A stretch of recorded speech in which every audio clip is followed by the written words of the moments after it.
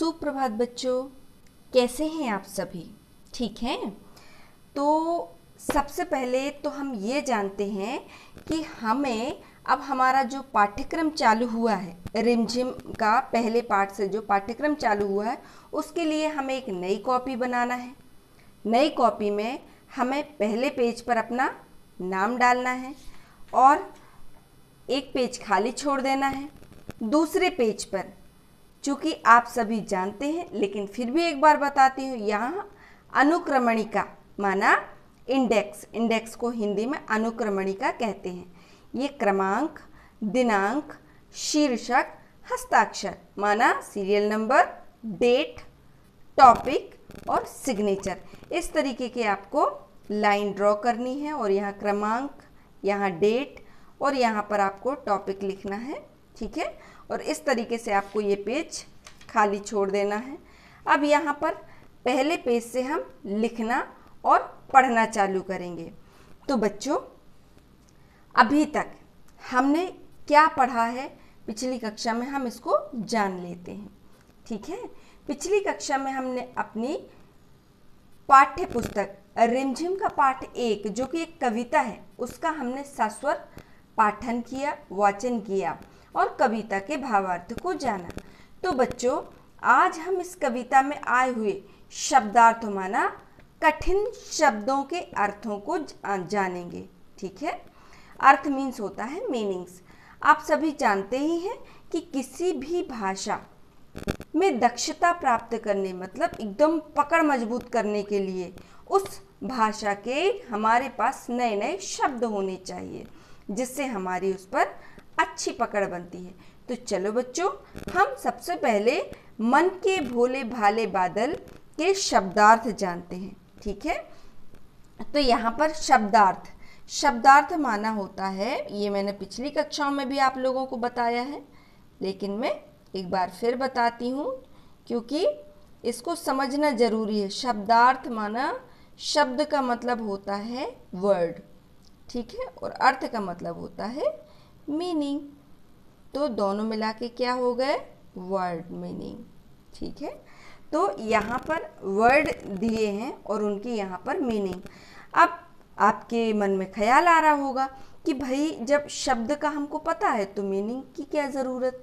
देखिए बच्चों, आप लोगों जैसे इंग्लिश या किसी भी भाषा का आप जब यूज़ करते हैं तो आप देखते हैं कि अकॉर्डिंग टू सिचुएशन कौन सा वर्ड आपको यूज़ करना है, तो आपके माइंड में ये सारी चीज़ें रहती हैं, तो आप उसको आसानी से यूज़ कर सकते हैं। ऐसे ही इसमें जो है ना शब्द हैं इस कविता में, और ऐसे ही हम जितना भी पढ़ते रहेंगे, अभी हम जो भी पढ़ रहे हैं तो उसमें हम अपना शब्दकोश ही बढ़ा रहे हैं, जो आगे चलकर हमारे लिए बहुत ही लाभप्रद होगी। तो चलिए बच्चों, अब हम स्टार्ट करते हैं। यहाँ पर सबसे पहले आपको यहाँ पर टॉपिक लिखना है, हेडिंग, शीर्षक है ना, मन के भोले भाले बादल। शब्दार्थ शब्द माना क्या? दो या दो से अधिक शब्दों से बनने वाला समूह जिससे एक अर्थ निकलता हो। मान लीजिए हम यहाँ देखते हैं म अक्षर है और ना, ये दोनों मिलके क्या बना रहे हैं? एक शब्द बना रहे हैं।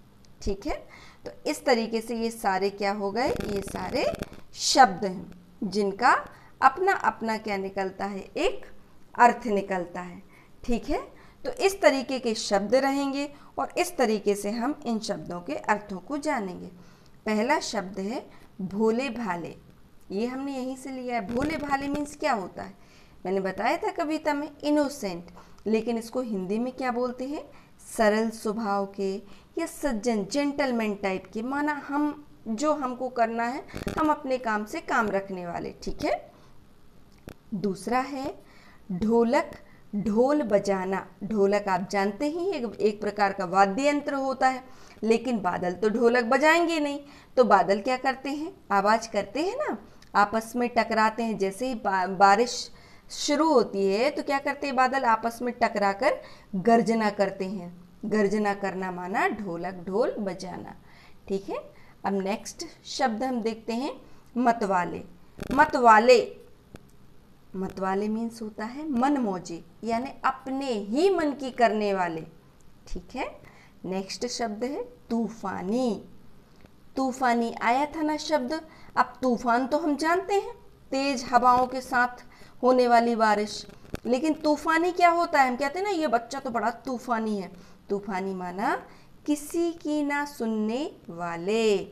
कोई तूफानी बच्चा रहता किसी की सुनता है? नहीं सुनता है। तो बादलों को इसकी उपमा दी गई है।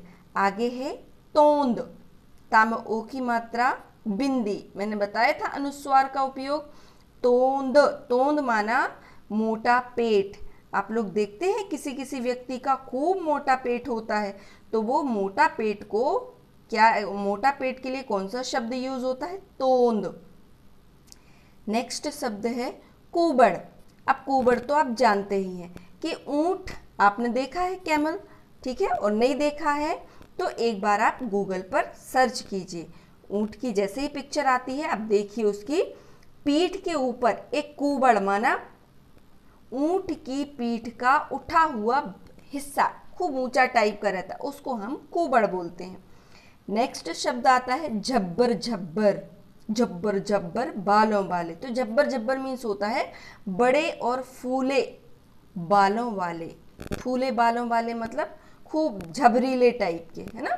तो ये इस तरीके से शब्द का उपयोग होता है। बाढ़, अत्यधिक वर्षा होने से जल स्तर का बढ़ना। बाढ़ मीन्स क्या होता है? आप सुनते हैं ना इस नदी में बाढ़ आ गई, है ना, तो यानी जल स्तर का अत्यधिक बढ़ जाना। जो कब होता है? जब वर्षा होती है। तो इसके लिए क्या शब्द? अत्यधिक वर्षा होने से जल स्तर का बढ़ना माना बाढ़। इतना छोटा सा शब्द, इतना बड़ा अर्थ, समझ गए ना। इसलिए हमको ये शब्द, इसलिए शब्द यूज किए जाते हैं, क्योंकि इनके अर्थ लिखेंगे तो ज़्यादा हो जाता है, ठीक है। नेक्स्ट है भला। भला का मतलब होता है अच्छा, फिर भी हमको लगते भले हैं, भले, भला आदमी है, अच्छा आदमी है, इस प्रकार से, ठीक है।